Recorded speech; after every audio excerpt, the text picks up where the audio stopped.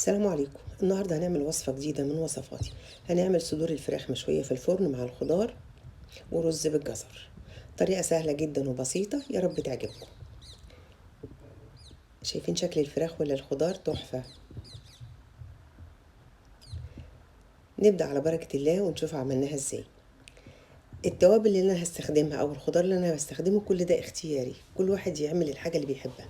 بالنسبة للتوابل استخدمت حبهان مطحون، كمون، كزبرة، فلفل اسود، توم باودر، بصل باودر، جنزبيل، ريحان، كاري، بابريكا، توابل فراخ. دي كل المكونات اللي انا استخدمتها. وكمان معلقة من الصلصة، ومعلقة من دبس الرمان، عصير الليمون، وشوية من الزيت. دي كل المكونات اللي هتبل فيها الفراخ. هجيب بولة كبيرة وافضي فيها التوابل.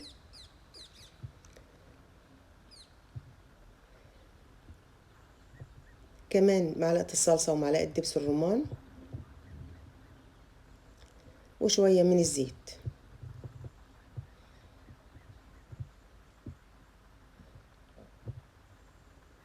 وهقلب كله مع بعض، وما ننساش طبعا الملح.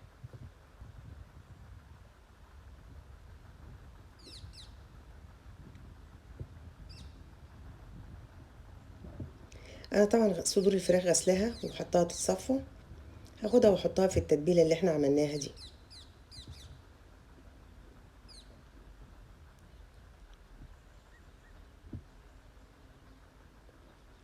هقلب الفراخ في التتبيله كويس قوي.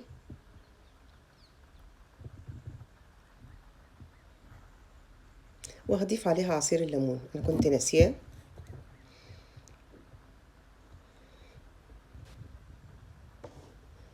هقلب الفراخ كويس قوي في التتبيله علشان تشرب من طعم التتبيله.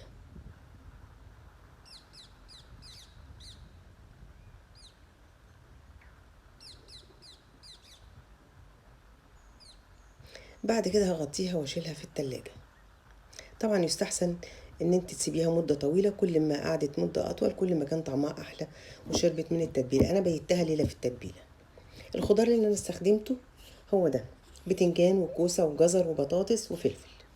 طبعا الخضار ده اختياري، انا نضفت الخضار وقشرته وهقطعه. برضو التقطيع لكم مطلق الحرية.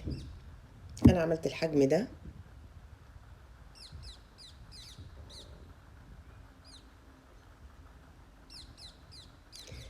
كده الخضار جاهز. هضيف عليه شوية من الملح ونفس التوابل اللي انا حطيتها على الفراخ. تتبيلة الفراخ هي نفس التوابل اللي هحطها على الخضار.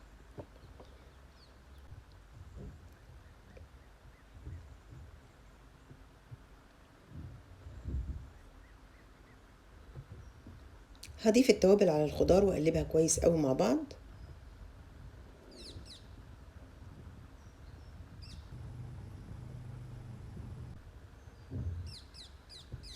واحط معلقتين من الزيت.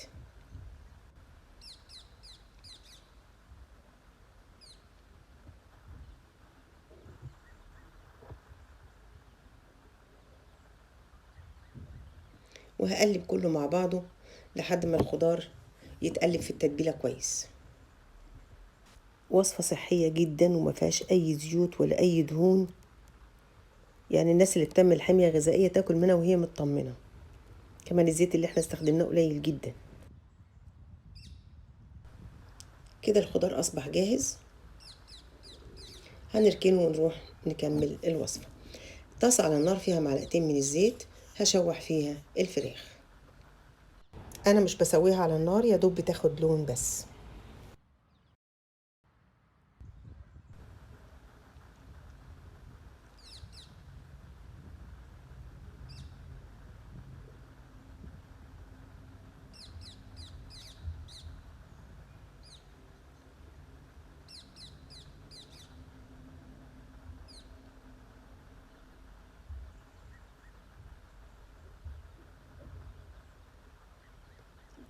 والخضار هحطه كمان يتشوح نفس الزيت اللي كنت بشوح فيه الفراخ. هحطه واشوح فيه الخضار دقيقتين 3 على النار مش اكتر.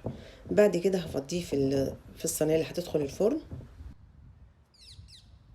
انا طبعا مولعه الفرن وسايباه يسخن على درجه حراره 200. هحط على وش صدور الفراخ عشان تكمل سوا هي والخضار.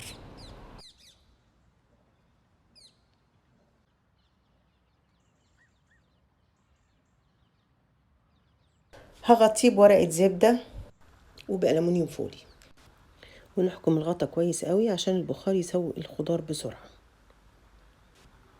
كده الصينية بتاعتنا أصبحت جاهزة تدخل الفرن. نروح بعد كده نعمل الرز. معلقة سمنة على النار، وهحط فيها بصلاية مفرومة واشوحها يا دوب تدبل كده، وهضيف بعد كده الجزر واسيبهم الاتنين يتشوحوا على النار يا دوب يدبلوا، مش هياخدوا اي لون.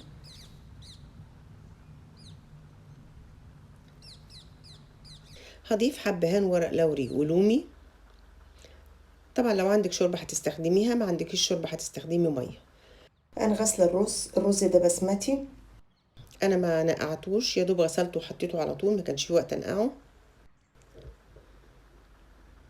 حط شويه من الملح واقلب الرز كويس قوي مع الجزر والبصل، يا دوب دقيقتين 3 كده يتشمع على النار. بعد كده هضيف الميه المغليه.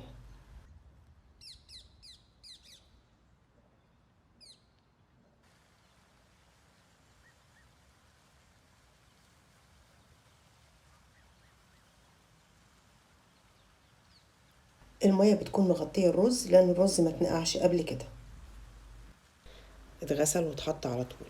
هغطي عليه واسيبه.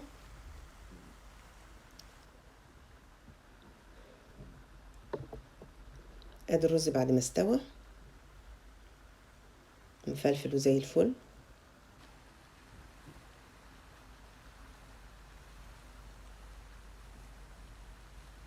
نروح نشوف الفراخ.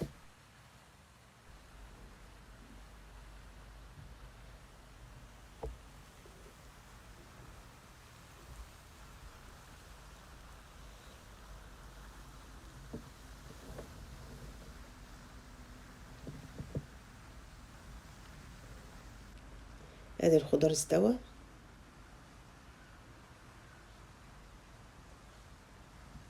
الفراخ كمان استوت.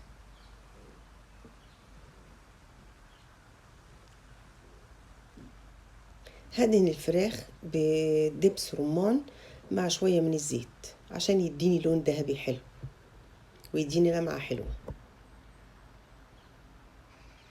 هدخلها الفرن تحت الشواية لمدة 5 دقايق يا دوب تاخد اللون. وده شكلها بعد ما خرجت. يلا نشوف هنقدمها ازاي. هغرف الرز واحط على وشه صدور الفراخ. ما شاء الله ريحة الفراخ فظيعة.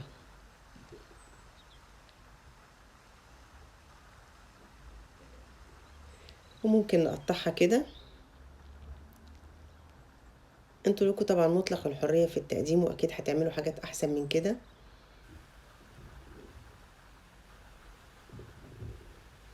واحط معاها الخضار، وممكن احطها مع الرز وعلى وشها الخضار. ودي كانت وصفتنا النهاردة، يا رب تعجبكم. لو عجبكم الفيديو لايك وشير، وإلى اللقاء في وصفات أخرى قادمة. ربنا يحسن ما بين إيدينا جميعا. السلام عليكم.